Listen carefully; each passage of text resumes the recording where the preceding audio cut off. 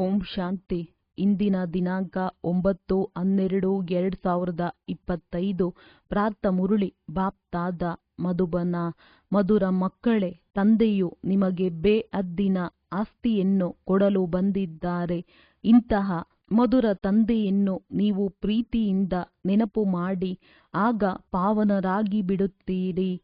ಪ್ರಶ್ನೆ: ವಿನಾಶದ ಸಮಯವು ಎಷ್ಟು ಸಮೀಪಕ್ಕೆ ಬರುತ್ತಾ ಹೋಗುತ್ತದೆಯೋ ಅದರ ಚಿಹ್ನೆಗಳು ಏನಿರುತ್ತದೆ? ಉತ್ತರ: ವಿನಾಶದ ಸಮಯವು ಸಮೀಪಿಸುತ್ತಿದ್ದಂತೆ ಎಲ್ಲರಿಗೂ ನಮ್ಮ ತಂದೆಯು ಬಂದು ಬಿಟ್ಟಿದ್ದಾರೆ ಎಂಬುದು ಅರ್ಥವಾಗುತ್ತಾ ಹೋಗುತ್ತದೆ.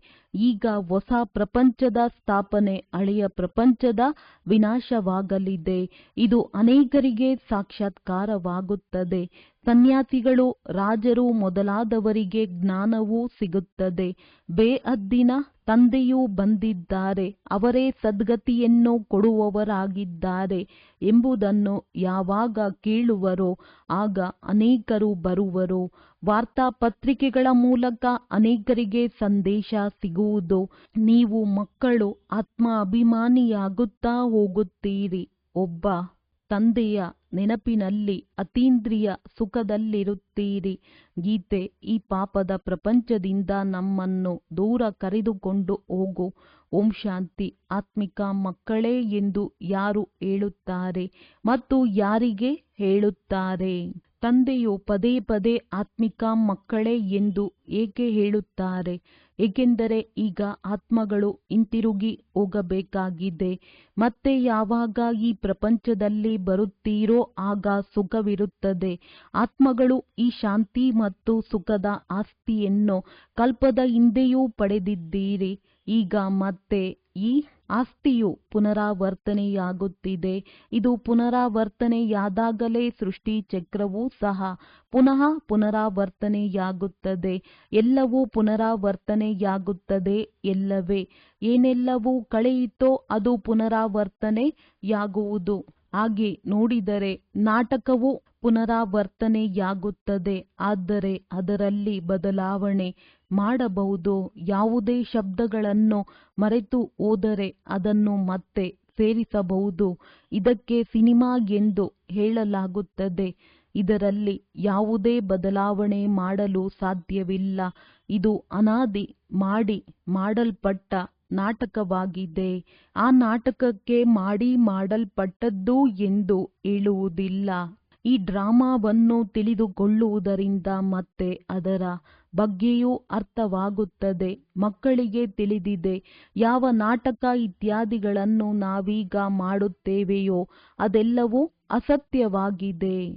ಮಕ್ಕಳಿಗೆ ತಿಳಿದಿದೆ ಯಾವ ನಾಟಕ ಇತ್ಯಾದಿಗಳನ್ನು ನಾವೀಗ ಮಾಡುತ್ತೇವೆಯೋ ಅದೆಲ್ಲವೂ ಅಸತ್ಯವಾಗಿದೆ. ಕಲಿಯುಗದಲ್ಲಿ ಯಾವ ವಸ್ತುಗಳನ್ನು ನೋಡುತ್ತೀರೋ ಅದು ಸತ್ಯಯುಗದಲ್ಲಿರುವುದಿಲ್ಲ. ಸತ್ಯಯುಗದಲ್ಲಿ ಏನೆಲ್ಲವೂ ಆಗಿತ್ತೋ ಅದು ಮತ್ತೆ ಸತ್ಯಯುಗದಲ್ಲಿ ಆಗುವುದು. ಈ ಹದ್ದಿನ ನಾಟಕಗಳು ಪುನಃ ಭಕ್ತಿ ಮಾರ್ಗದಲ್ಲಿ ರಚಿಸಲ್ಪಡುತ್ತವೆ.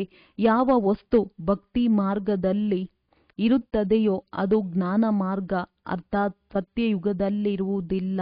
ಅಂದಾಗ ಈಗ ಬೇಅದ್ದಿನ ತಂದೆಯಿಂದ ನೀವು ಆಸ್ತಿಯನ್ನು ಪಡೆಯುತ್ತಿದ್ದೀರಿ. ತಂದೆಯು ತಿಳಿಸಿದ್ದಾರೆ, ಮೊದಲನೆಯದಾಗಿ ಲೌಕಿಕ ತಂದೆಯಿಂದ ಮತ್ತು ಎರಡನೆಯದಾಗಿ ಪಾರಲೌಕಿಕ ತಂದೆಯಿಂದ ಆಸ್ತಿಯು ಸಿಗುತ್ತದೆ. ಬಾಕಿ ಯಾವ ಅಲೌಕಿಕ ಬ್ರಹ್ಮ ತಂದೆ ಇದ್ದಾರೆಯೋ ಅವರಿಂದ ಆಸ್ತಿಯು ಸಿಗುವುದಿಲ್ಲ. ಇವರೂ ಸಹ ಪಾರಲೌಕಿಕ ತಂದೆಯಿಂದಲೇ ಆಸ್ತಿಯನ್ನು ಪಡೆಯುತ್ತಾರೆ. ಈ ಹೊಸ ಪ್ರಪಂಚದ ಆಸ್ತಿಯನ್ನು ಬೇಅದ್ದಿನ ತಂದೆಯೇ ಕೇವಲ ಇವರ ಮೂಲಕ ಕೊಡುತ್ತಾರೆ. ಇವರ ಮೂಲಕ ದತ್ತು ಮಾಡಿಕೊಳ್ಳುತ್ತಾರೆ. ಆದ್ದರಿಂದ ಇವರಿಗೆ ತಂದೆ ಎಂದು ಹೇಳುತ್ತೀರಿ. ಭಕ್ತಿ ಮಾರ್ಗದಲ್ಲಿಯೂ ಲೌಕಿಕ ಮತ್ತು ಪಾರಲೌಕಿಕ ಇಬ್ಬರೂ ನೆನಪಿಗೆ ಬರುತ್ತಾರೆ. ಈ ಅಲೌಕಿಕ ತಂದೆಯ ನೆನಪು ಬರುವುದಿಲ್ಲ. ಏಕೆಂದರೆ ಇವರಿಂದ ಯಾವುದೇ ಆಸ್ತಿಯು ಸಿಗುವುದಿಲ್ಲ. ತಂದೆ ಎಂಬ ಶಬ್ದವು ಸರಿಯಾಗಿದೆ. ಆದರೆ ಈ ಬ್ರಹ್ಮರವರೂ ಸಹ ರಚನೆಯಲ್ಲವೇ? ರಚನೆಗೆ ರಚಯಿತನಿಂದ ಆಸ್ತಿಯೂ ಸಿಗುತ್ತದೆ. ನಿಮ್ಮನ್ನೂ ಸಹ ಶಿವ ತಂದೆಯು ರಚಿಸಿದ್ದಾರೆ. ಬ್ರಹ್ಮನನ್ನು ಅವರೇ ರಚಿಸಿದ್ದಾರೆ. ಆಸ್ತಿಯು ರಚಯಿತನಿಂದಲೇ ಸಿಗುತ್ತದೆ. ಅವರು ಬೇಹದ್ದಿನ ತಂದೆಯಾಗಿದ್ದಾರೆ. ಬ್ರಹ್ಮರವರ ಬಳಿ ಬೇಹದ್ದಿನ ಆಸ್ತಿ ಇದೆಯೇ? ತಂದೆಯು ಇವರ ಮೂಲಕ ಕುಳಿತು ತಿಳಿಸುತ್ತಾರೆ. ಇವರಿಗೂ ಆಸ್ತಿಯೂ ಸಿಗುತ್ತದೆ. ಆಸ್ತಿಯನ್ನು ಪಡೆದುಕೊಂಡು ನಿಮಗೆ ಕೊಡುತ್ತಾರೆಂದಲ್ಲ. ನೀವು ಇವರನ್ನು ನೆನಪು ಮಾಡಬೇಡಿ. ಈ ಬೇಹದ್ದಿನ ತಂದೆಯಿಂದ ನಿಮಗೆ ಆಸ್ತಿಯು ಸಿಗುತ್ತದೆ. ಲೌಕಿಕ ತಂದೆಯಿಂದ ಹದ್ದಿನ ಆಸ್ತಿ, ಪಾರಲೌಕಿಕ ತಂದೆಯಿಂದ ಬೇಹದ್ದಿನ ಆಸ್ತಿ ಎರಡು ನಿಗದಿಯಾಗಿ ಬಿಟ್ಟಿದೆ.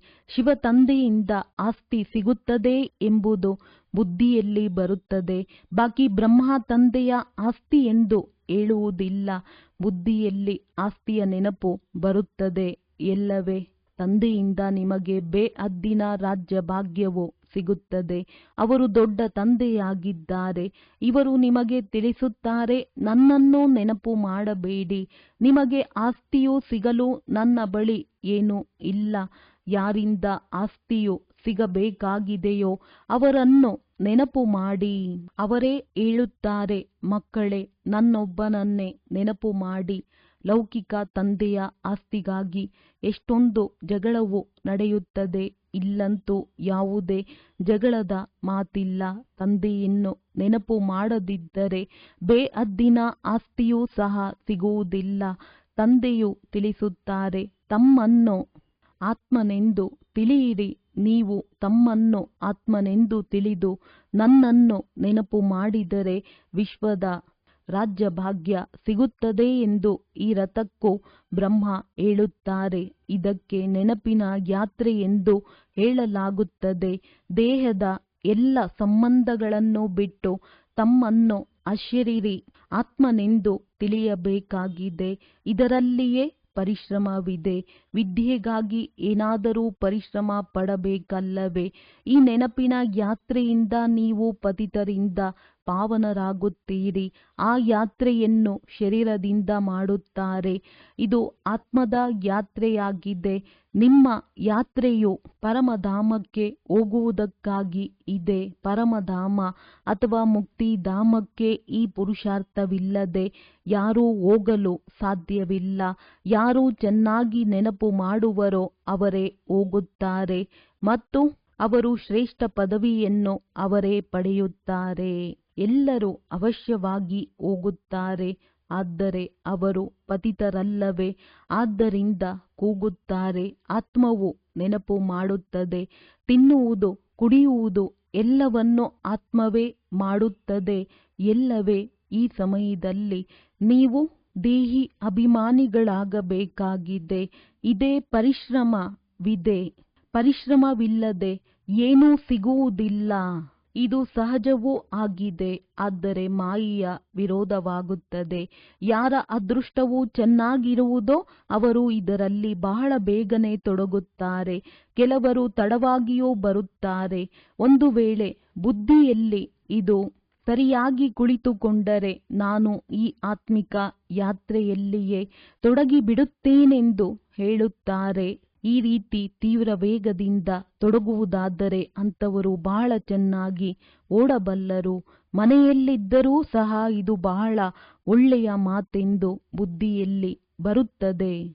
ನಾನು ತನ್ನನ್ನು ಆತ್ಮನೆಂದು ತಿಳಿದು ಪತಿತ ಪಾವನ ತಂದೆಯನ್ನು ನೆನಪು ಮಾಡುತ್ತೇನೆ. ತಂದೆಯ ಆದೇಶದಂತೆ ನಡೆದಿದ್ದೇ ಆದರೆ ಪಾವನರಾಗಬಹುದು. ಅವಶ್ಯವಾಗಿ ಆಗುತ್ತೀರಿ. ಪುರುಷಾರ್ಥದ ಮೇಲೆ ಅವಲಂಬಿಸಿದೆ. ಇದು ಬಹಳ ಸಹಜವೂ ಆಗಿದೆ. ಭಕ್ತಿ ಮಾರ್ಗದಲ್ಲಂತೂ ಬಹಳ ಪರಿಶ್ರಮವಿರುತ್ತದೆ.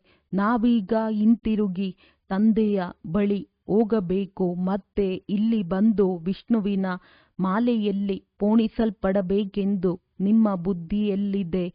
ಮಾಲೆಯು ಬ್ರಹ್ಮನದ್ದೂ ಇದೆ, ವಿಷ್ಣುವಿನದ್ದೂ ಇದೆ, ರುದ್ರ ಮಾಲೆಯೂ ಇದೆ. ಮೊಟ್ಟ ಮೊದಲು ಇವರು ಹೊಸ ಸೃಷ್ಟಿಯವರಲ್ಲವೇ? ಉಳಿದೆಲ್ಲರೂ ಕೊನೆಯಲ್ಲಿ ಬರುತ್ತಾರೆ, ಅಂದರೆ ಕೊನೆಯಲ್ಲಿ ಪೋಣಿಸಲ್ಪಡುತ್ತಾರೆ. ನಿಮ್ಮ ಕುಲ ಯಾವುದೆಂದು ಕೇಳುತ್ತಾರೆ. ಆಗ ವಿಷ್ಣುವಿನ ಕುಲವೆಂದು ಹೇಳಿರಿ. ನಾವು ಮೂಲತಃ ವಿಷ್ಣು ಕುಲದವರಾಗಿದ್ದೆವು. ನಂತರ ಕ್ಷತ್ರಿಯ ಕುಲದವರಾದೆವು. ಮತ್ತೆ ಅದರಿಂದ ಶಾಖೆಗಳು ಮನೆತನ ಹೊರಡುತ್ತವೆ. ಅದು ಹೇಗೆ ಎಂಬುದನ್ನು ಈ ಜ್ಞಾನದಿಂದ ನೀವು ತಿಳಿದುಕೊಳ್ಳುತ್ತೀರಿ. ಮೊಟ್ಟ ಮೊದಲು ರುದ್ರಮಾಲೆಯಾಗುತ್ತದೆ. ಇದು ಉತ್ತಮ ವಂಶಾವಳಿಯಾಗಿದೆ. ತಂದೆಯು ತಿಳಿಸಿದ್ದಾರೆ, ನಿಮ್ಮದ್ದು ಬಹಳ ಶ್ರೇಷ್ಠ ಕುಲವಾಗಿದೆ. ಇದೂ ಸಹ ನಿಮಗೆ ತಿಳಿದಿದೆ. ಇಡೀ ಪ್ರಪಂಚಕ್ಕೆ ಖಂಡಿತ ಸಂದೇಶ ತಲುಪುವುದು ಹೇಗೆ? ಕೆಲವರು ಹೇಳುತ್ತಾರೆ, ಭಗವಂತನು ಎಲ್ಲಿಯೋ ಖಂಡಿತ ಬಂದಿದ್ದಾರೆ, ಆದರೆ ಅರ್ಥವಾಗುತ್ತಿಲ್ಲ. ಕೊನೆಗೊಂದು ದಿನ ಎಲ್ಲರಿಗೆ ಅರ್ಥವಾಗುವುದು. ವಾರ್ತಾ ಪತ್ರಿಕೆಗಳಲ್ಲಿ ಬರುವುದು. ಈಗಿನ್ನು ಬಹಳ ಸ್ವಲ್ಪವೇ ಹಾಕುತ್ತಾರೆ. ಒಂದು ಪತ್ರಿಕೆಯನ್ನು ಎಲ್ಲರೂ ಓದುತ್ತಾರೆಂದಲ್ಲ, ಗ್ರಂಥಾಲಯದಲ್ಲಿ ಓದಬಹುದು. ಕೆಲವರು 2-3 ಪತ್ರಿಕೆಗಳನ್ನು ಓದುತ್ತಾರೆ, ಕೆಲವರು ಓದುವುದೇ ಇಲ್ಲ. ಇದು ಎಲ್ಲರಿಗೂ ಅರ್ಥವಾಗಲೇಬೇಕಾಗಿದೆ. ತಂದೆಯು ಬಂದಿದ್ದಾರೆ. ವಿನಾಶದ ಸಮಯವು ಸಮೀಪವಾದಾಗ ಎಲ್ಲವೂ ಅರ್ಥವಾಗುವುದು. ಹೊಸ ಪ್ರಪಂಚದ ಸ್ಥಾಪನೆ, ಹಳೆಯದರ ವಿನಾಶವಾಗುತ್ತದೆ. ಅನೇಕರಿಗೆ ಸಾಕ್ಷಾತ್ಕಾರವೂ ಆಗಬಹುದು. ನೀವು ಸನ್ಯಾಸಿಗಳು, ರಾಜರು ಮೊದಲಾದವರಿಗೆ ಜ್ಞಾನ ಕೊಡಬೇಕಾಗಿದೆ. ಅನೇಕರಿಗೆ ಸಂದೇಶ ಸಿಗಬೇಕಾಗಿದೆ. ಯಾವಾಗ ಬೇಹದ್ದಿನ ತಂದೆಯು ಬಂದಿದ್ದಾರೆ, ಅವರೇ ಸದ್ಗತಿಯನ್ನು ಕೊಡುವವರಾಗಿದ್ದಾರೆ ಎಂಬುದನ್ನು ಕೇಳುವರೋ ಆಗ ಅನೇಕರು ಬರುವರು. ಈಗಿನ್ನು ಅಷ್ಟು ಇಷ್ಟವಾಗುವ ತರಹ ಪತ್ರಿಕೆಗಳಲ್ಲಿ ಹಾಕಿಲ್ಲ. ಕೆಲವರು ಇಂಥವರು ತಯಾರಾಗುತ್ತಾರೆ, ಎಲ್ಲವನ್ನೂ ಕೇಳಿ ಬರೆಯುತ್ತಾರೆ. ಮಕ್ಕಳಿಗೆ ತಿಳಿದಿದೆ, ನಾವು ಶ್ರೀಮತದಂತೆ ಸತ್ಯಯುಗದ ಸ್ಥಾಪನೆ ಮಾಡುತ್ತಿದ್ದೇವೆ. ನಿಮ್ಮದ್ದು ಇದು ಹೊಸ ಮಿಷನ್ ಆಗಿದೆ. ನೀವು ಈಶ್ವರಿಯ ಮೆಷಿನ್ನ ಈಶ್ವರಿಯ ಸಂಬಂಧಿಯಾಗಿದ್ದೀರಿ. ಹೇಗೆ ಕ್ರಿಶ್ಚಿಯನ್ ಮೆಷಿನ್ನ ಕ್ರಿಶ್ಚಿಯನ್ ಸಂಬಂಧಿಗಳಾಗಿ ಬಿಡುತ್ತಾರೆ, ನೀವು ಈಶ್ವರನ ಸಂಬಂಧಿಯಾಗಿದ್ದೀರಿ. ಆದ್ದರಿಂದ ಅತೀಂದ್ರಿಯ ಸುಖವನ್ನು ಗೋಪಿಕೆಯರಿಂದ ಕೇಳಿ ಎಂಬ ಗಾಯನವಿದೆ. ಅಂದರೆ ಯಾರು ಆತ್ಮ ಅಭಿಮಾನಿಯಾಗಿದ್ದಾರೆ ಅವರಿಂದ ಕೇಳಿ ಎಂದು ಒಬ್ಬ ತಂದೆಯನ್ನು ನೆನಪು ಮಾಡಬೇಕು. ಬೇರೆ ಯಾರೂ ಇಲ್ಲ. ಈ ರಾಜಯೋಗವನ್ನು ಒಬ್ಬ ತಂದೆಯೇ ಕಲಿಸುತ್ತಾರೆ. ಅವರು ಗೀತೆಯ ಭಗವಂತನಾಗಿದ್ದಾರೆ. ಎಲ್ಲರಿಗೆ ತಂದೆಯ ಇದೇ ನಿಮಂತ್ರಣ ಅಥವಾ ಸಂದೇಶವನ್ನು ಕೊಡಬೇಕಾಗಿದೆ. ಉಳಿದೆಲ್ಲವೂ ಜ್ಞಾನ ಶೃಂಗಾರ ಮಾತುಗಳಾಗಿವೆ. ಈ ಚಿತ್ರಗಳೆಲ್ಲವೂ ಜ್ಞಾನದ ಶೃಂಗಾರವಾಗಿದೆ, ಭಕ್ತಿಯದಲ್ಲ. ಇವನ್ನು ಮನುಷ್ಯರಿಗೆ ತಿಳಿಸುವುದಕ್ಕಾಗಿ ಮಾಡಿಸಿದ್ದಾರೆ. ಈ ಚಿತ್ರಗಳೆಲ್ಲವೂ ಪ್ರಾಯಲೋಪವಾಗಿ ಬಿಡುತ್ತವೆ. ಕೇವಲ ಜ್ಞಾನವು ಆತ್ಮದಲ್ಲಿ ಉಳಿಯುತ್ತದೆ. ತಂದೆಗೂ ಈ ಜ್ಞಾನವಿದೆ, ಡ್ರಾಮಾದಲ್ಲಿ ನಿಗದಿಯಾಗಿದೆ. ನೀವೀಗ ಭಕ್ತಿ ಮಾರ್ಗವನ್ನು ಪಾರು ಮಾಡಿ ಜ್ಞಾನ ಮಾರ್ಗದಲ್ಲಿ ಬಂದಿದ್ದೀರಿ. ನಿಮಗೆ ತಿಳಿದಿದೆ, ನಾವಾತ್ಮರಲ್ಲಿ ಈ ಪಾತ್ರವು ನಡೆಯುತ್ತಿದೆ. ನಿಗದಿಯಾಗಿತ್ತು. ಈಗ ಪುನಃ ನಾವು ತಂದೆಯಿಂದ ರಾಜಯೋಗವನ್ನು ಕಲಿಯುತ್ತಿದ್ದೇವೆ. ತಂದೆಯೇ ಬಂದು ಈ ಜ್ಞಾನವನ್ನು ಕೊಡಬೇಕಾಗಿತ್ತು. ಆತ್ಮದಲ್ಲಿ ನಿಗದಿಯಾಗಿದೆ. ಅಲ್ಲಿ ಹೋಗಿ ತಲುಪುತ್ತೇವೆ. ನಂತರ ಹೊಸ ಪ್ರಪಂಚದ ಪಾತ್ರವು ಪುನರಾವರ್ತನೆಯಾಗುವುದು. ಆತ್ಮದ ಇಡೀ ರೆಕಾರ್ಡನ್ನು ಈ ಸಮಯದಲ್ಲಿ ಆದಿಯಿಂದ ಅಂತ್ಯದವರೆಗೆ ನೀವು ಅರಿತುಕೊಂಡಿದ್ದೀರಿ. ಮತ್ತೆ ಇದೆಲ್ಲವೂ ನಿಂತು ಹೋಗುತ್ತದೆ. ಭಕ್ತಿ ಮಾರ್ಗದ ಪಾತ್ರವು ನಿಂತು ಹೋಗುವುದು. ನಂತರ ಸತ್ಯಯುಗದಲ್ಲಿ ನಿಮ್ಮದು ಯಾವ ಪಾತ್ರ ನಡೆದಿತ್ತೋ ಅದೇ ನಡೆಯುವುದು. ಏನಾಗುವುದು ಎಂಬುದನ್ನು ತಂದೆಯು ತಿಳಿಸುವುದಿಲ್ಲ. ಏನೆಲ್ಲವೂ ಹಿಂದೆ ಆಗಿತ್ತೋ ಅದೇ ಆಗುವುದು. ಸತ್ಯಯುಗವು ಹೊಸ ಪ್ರಪಂಚವಾಗಿದೆ. ಅವಶ್ಯವಾಗಿ ಅಲ್ಲಿ ಎಲ್ಲವೂ ಹೊಸ ಸತೋಪ್ರಧಾನ ಮತ್ತು ಸಸ್ತ ಆಗಿರುವುದು. ಕಲ್ಪದ ಹಿಂದೆ ಏನೆಲ್ಲವೂ ಇತ್ತೋ ಅದೇ ಇರುವುದು. ನೋಡುತ್ತೀರಿ, ಈ ಲಕ್ಷ್ಮೀನಾರಾಯಣರಿಗೆ ಎಷ್ಟೊಂದು ಸುಖವಿದೆ. ಹಣ, ವಜ್ರ, ರತ್ನಗಳು ಎಷ್ಟೊಂದಿರುತ್ತದೆ. ಹಣವಿದ್ದರೆ ಸುಖವೂ ಇರುತ್ತದೆ. ಅದನ್ನು ಇಲ್ಲಿ ನೀವು ಹೋಲಿಸಿ ನೋಡಬಹುದು. ಸತ್ಯಯುಗದಲ್ಲಿ ಇದು ಸಾಧ್ಯವಿಲ್ಲ. ಇಲ್ಲಿಯ ಮಾತುಗಳೆಲ್ಲವೂ ಅಲ್ಲಿ ಮರೆತು ಹೋಗುತ್ತದೆ. ಇವು ಹೊಸ ಮಾತುಗಳಾಗಿವೆ. ಇವನ್ನು ತಂದೆಯೇ ಮಕ್ಕಳಿಗೆ ತಿಳಿಸುತ್ತಾರೆ. ಆತ್ಮಗಳು ಅಲ್ಲಿಗೆ ಹೋಗಬೇಕಾಗಿದೆ. ಎಲ್ಲಿ ಕಾರೋಬಾರ್ ಎಲ್ಲವೂ ನಿಂತು ಹೋಗುತ್ತದೆ, ಲೆಕ್ಕಾಚಾರಗಳೆಲ್ಲವೂ ಮುಗಿಯುತ್ತದೆ, ರೆಕಾರ್ಡ್ ಪೂರ್ಣವಾಗುತ್ತದೆ. ಒಂದೇ ರೆಕಾರ್ಡ್ ಬಹಳ ದೊಡ್ಡದಾಗಿರುತ್ತದೆ. ಆದ್ದರಿಂದ ಆತ್ಮವು ಸಹ ಇಷ್ಟೇ ದೊಡ್ಡದಿರಬೇಕು ಎಂದು ಹೇಳುತ್ತಾರೆ. ಆದರೆ ಇಲ್ಲ, ಇಷ್ಟು ಚಿಕ್ಕ ಆತ್ಮನಲ್ಲಿ 84 ಜನ್ಮಗಳ ಪಾತ್ರವಿದೆ. ಆತ್ಮವು ಅವಿನಾಶಿಯಾಗಿದೆ. ಇದಕ್ಕೆ ಕೇವಲ ಅದ್ಭುತವೆಂದೇ ಹೇಳಬಹುದು. ಹೀಗೆ ಆಶ್ಚರ್ಯಕರವಾದ ವಸ್ತು ಮತ್ಯಾವುದು ಇರಲು ಸಾಧ್ಯವಿಲ್ಲ. ಹೀಗೆ ಆಶ್ಚರ್ಯಕರವಾದ ವಸ್ತು ಮತ್ಯಾವುದೂ ಇರಲು ಸಾಧ್ಯವಿಲ್ಲ. ತಂದೆಯ ಪ್ರತಿಯೂ ಹೇಳುತ್ತಾರೆ. ತಂದೆಯು ಸತ್ಯ ತ್ರೇತಾಯುಗದ ಸಮಯದಲ್ಲಿ ವಿಶ್ರಾಂತಿಯಲ್ಲಿರುತ್ತಾರೆ. ನಾವು ಆಲ್ರೌಂಡ್ ಪಾತ್ರವನ್ನಭಿನಯಿಸುತ್ತೇವೆ. ನಮ್ಮದ್ದು ಎಲ್ಲರಿಗಿಂತ ಹೆಚ್ಚಿನ ಪಾತ್ರವಿದೆ. ಆದ್ದರಿಂದ ತಂದೆಯು ಉತ್ತಮ ಆಸ್ತಿಯನ್ನು ಕೊಡುತ್ತಾರೆ. 84 ಜನ್ಮಗಳೂ ಸಹ ನೀವೇ ತೆಗೆದುಕೊಳ್ಳುತ್ತೀರಿ ಎಂದು ಹೇಳುತ್ತಾರೆ. ನಮ್ಮ ಪಾತ್ರವಂತೂ ಈ ರೀತಿ ಇದೆ. ಅದನ್ನು ಮತ್ಯಾರೂ ಅಭಿನಯಿಸಲು ಸಾಧ್ಯವಿಲ್ಲ. ಅದ್ಭುತ ಮಾತುಗಳಲ್ಲವೇ? ಇದೂ ಸಹ ಅದ್ಭುತವಾಗಿದೆ. ಆತ್ಮಗಳಿಗೆ ತಂದೆಯು ಕುಳಿತು ತಿಳಿಸಿಕೊಡುತ್ತಾರೆ. ಆತ್ಮವು ಸ್ತ್ರೀ ಪುರುಷನಲ್ಲ. ಯಾವಾಗ ಶರೀರ ಧಾರಣೆ ಮಾಡುತ್ತದೆಯೋ ಆಗ ಸ್ತ್ರೀ ಪುರುಷನೆಂದು ಹೇಳಲಾಗುತ್ತದೆ. ಆತ್ಮರೆಲ್ಲರೂ ಮಕ್ಕಳಾಗಿರುವುದರಿಂದ ಸಹೋದರರಾಗುತ್ತೀರಿ. ಅವಶ್ಯವಾಗಿ ಆಸ್ತಿಯನ್ನು ಪಡೆಯಲು ಸಹೋದರರಾಗಿದ್ದೀರಿ. ಆತ್ಮವು ತಂದೆಯ ಮಗುವಲ್ಲವೇ? ತಂದೆಯಿಂದ ಆಸ್ತಿಯನ್ನು ಪಡೆಯುತ್ತೀರಿ. ಆದ್ದರಿಂದ ಆತ್ಮಕ್ಕೆ ಪುರುಷನೆಂದು ಹೇಳುತ್ತಾರೆ. ತಂದೆಯಿಂದ ಆಸ್ತಿಯನ್ನು ಪಡೆಯಲು ಎಲ್ಲ ಆತ್ಮಗಳಿಗೂ ಅಧಿಕಾರವಿದೆ. ಅದಕ್ಕಾಗಿ ತಂದೆಯನ್ನು ನೆನಪು ಮಾಡಬೇಕು. ತಮ್ಮನ್ನು ಆತ್ಮನೆಂದು ತಿಳಿಯಬೇಕಾಗಿದೆ. ನಾವೆಲ್ಲರೂ ಸಹೋದರರಾಗಿದ್ದೇವೆ. ಆತ್ಮ ಆತ್ಮವೇ ಆಗಿದೆ. ಅದು ಎಂದೂ ಬದಲಾಗುವುದಿಲ್ಲ. ಕೇವಲ ಒಮ್ಮೆ ಪುರುಷ, ಕೆಲವೊಮ್ಮೆ ಸ್ತ್ರೀಯ ಶರೀರವನ್ನು ತೆಗೆದುಕೊಳ್ಳುತ್ತದೆ. ಇವು ತಿಳಿದುಕೊಳ್ಳುವಂತಹ ಬಹಳ ಕಷ್ಟ ಮಾತುಗಳಾಗಿವೆ. ಇವನ್ನು ಮತ್ಯಾರೂ ತಿಳಿಸಲು ಸಾಧ್ಯವಿಲ್ಲ. ಇವನ್ನು ತಂದೆಯಿಂದ ಅಥವಾ ನೀವು ಮಕ್ಕಳಿಂದಲೇ ಕೇಳಬಹುದಾಗಿದೆ. ತಂದೆಯು ನೀವು ಮಕ್ಕಳೊಂದಿಗೆ ಮಾತನಾಡುತ್ತಾರೆ. ಮೊದಲು ಎಲ್ಲರೊಂದಿಗೆ ಮಿಲನ ಮಾಡುತ್ತಿದ್ದರು. ಹೀಗೆ ಮಾಡುತ್ತಾ ಮಾಡುತ್ತಾ ಕೊನೆಗೆ ಯಾರೊಂದಿಗೂ ಮಾತನಾಡುವುದಿಲ್ಲ. ಮಕ್ಕಳು ತಂದೆಯನ್ನು ಪ್ರತ್ಯಕ್ಷ ಮಾಡುವರಲ್ಲವೇ? ಮಕ್ಕಳೇ ಓದಿಸಬೇಕಾಗಿದೆ. ನೀವು ಮಕ್ಕಳೇ ಅನೇಕರಿಗೆ ಸರ್ವಿಸ್ ಮಾಡಿ ಕರೆತರುತ್ತೀರಿ. ಇವರು ಅನೇಕರನ್ನು ತಮ್ಮ ಸಮಾನ ಮಾಡಿ ಕರೆತರುತ್ತಾರೆ. ಇವರು ದೊಡ್ಡ ರಾಜನಾಗುತ್ತಾರೆ, ಇವರು ಚಿಕ್ಕ ರಾಜನಾಗುತ್ತಾರೆ ಎಂದು ತಂದೆಯು ತಿಳಿದುಕೊಳ್ಳುತ್ತಾರೆ. ನೀವು ಆತ್ಮಿಕ ಸೇನೆಯೂ ಆಗಿದ್ದೀರಿ. ಎಲ್ಲರನ್ನೂ ರಾವಣನ ಬಂಧನಗಳಿಂದ ಬಿಡಿಸಿ ತಮ್ಮ ಕಡೆ ಕರೆತರುತ್ತೀರಿ. ಯಾರೆಷ್ಟು ಸೇವೆ ಮಾಡುವರೋ ಅಷ್ಟು ಫಲ ಸಿಗುತ್ತದೆ. ಯಾರು ಹೆಚ್ಚು ಭಕ್ತಿ ಮಾಡಿದ್ದಾರೆಯೋ ಅವರೇ ಹೆಚ್ಚು ಬುದ್ಧಿವಂತರಾಗಿ ಬಿಡುತ್ತಾರೆ ಮತ್ತು ಆಸ್ತಿಯನ್ನು ಪಡೆಯುತ್ತಾರೆ. ಇದು ವಿದ್ಯೆಯಾಗಿದೆ. ವಿದ್ಯೆಯನ್ನು ಚೆನ್ನಾಗಿ ಓದದಿದ್ದರೆ ಅನುತ್ತೀರ್ಣರಾಗಿ ಬಿಡುವರು. ಬಹಳ ಸಹಜ ವಿದ್ಯೆಯಾಗಿದೆ. ಇದನ್ನು ತಿಳಿದುಕೊಳ್ಳುವುದು ಮತ್ತು ತಿಳಿಸುವುದು ಸಹಜವಾಗಿದೆ. ಯಾವುದೇ ಕಷ್ಟದ ಮಾತಿಲ್ಲ. ಆದರೆ ರಾಜಧಾನಿಯು ಸ್ಥಾಪನೆಯಾಗಬೇಕಾಗಿದೆ. ಅದರಲ್ಲಿ ಎಲ್ಲರೂ ಬೇಕಲ್ಲವೇ? ಅದರಲ್ಲಿ ನಾವು ಶ್ರೇಷ್ಠ ಪದವಿಯನ್ನು ಪಡೆಯಬೇಕೆಂದರೆ ಪುರುಷಾರ್ಥ ಮಾಡಬೇಕಾಗಿದೆ. ಮೃತ್ಯು ಲೋಕದಿಂದ ವರ್ಗಾವಣೆಯಾಗಿ ಅಮರ ಲೋಕದಲ್ಲಿ ಹೋಗಬೇಕಾಗಿದೆ.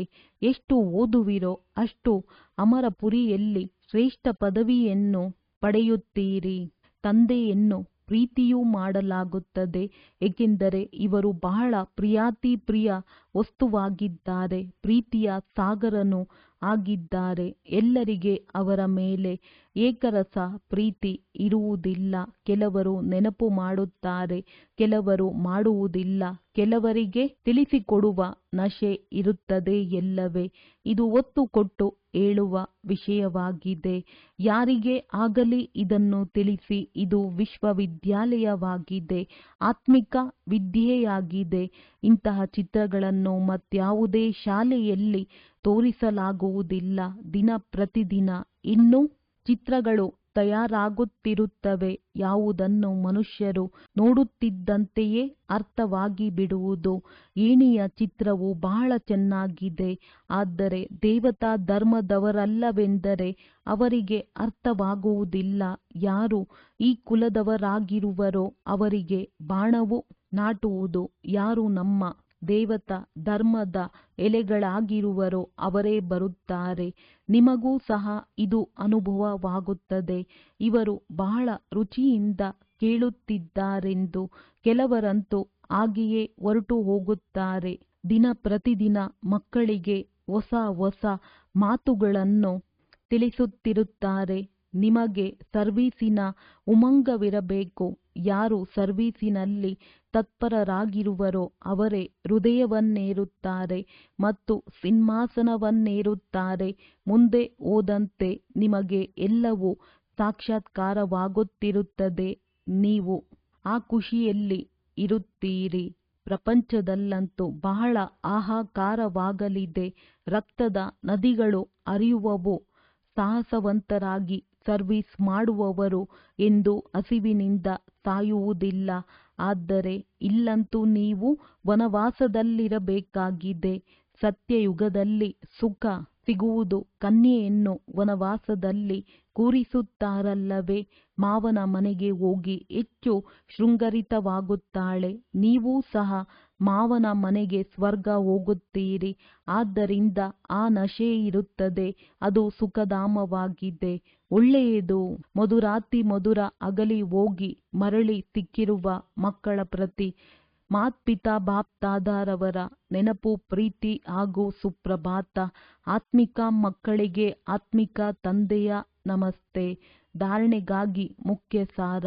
ಮಾಲೆಯಲ್ಲಿ ಪೋಣಿಸಲ್ಪಡಲು ಆತ್ಮ ಅಭಿಮಾನಿಯಾಗಿ ತೀವ್ರ ವೇಗದಿಂದ ನೆನಪಿನ ಯಾತ್ರೆ ಮಾಡಬೇಕಾಗಿದೆ. ತಂದೆಯ ಆದೇಶದಂತೆ ನಡೆದು ಪಾವನರಾಗಬೇಕಾಗಿದೆ.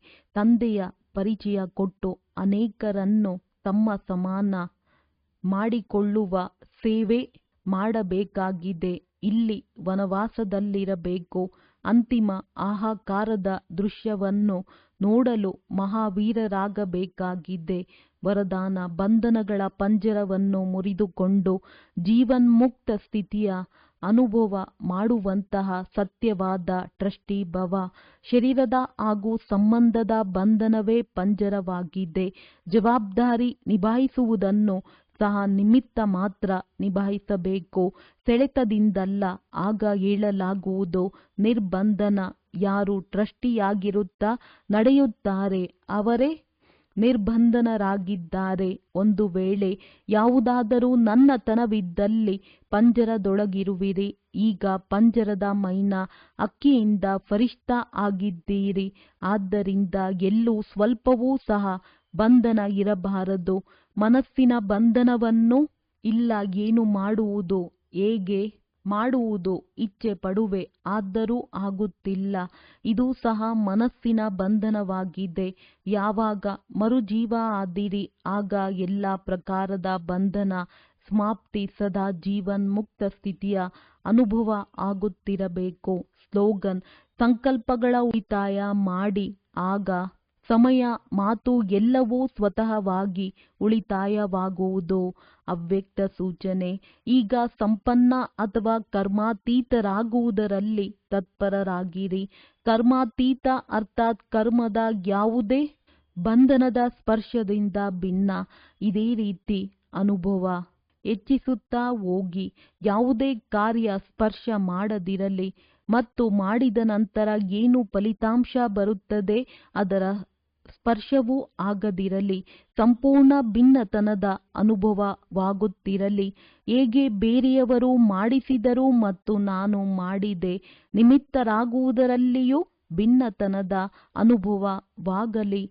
ಏನೆಲ್ಲ ನಡೆಯಿತೋ ಅದಕ್ಕೆ ಬಂದು ಬಿಟ್ಟು ಭಿನ್ನರಾಗಿರಿ. ಒಳ್ಳೆಯದು. ಓಂ ಶಾಂತಿ. ಓಂ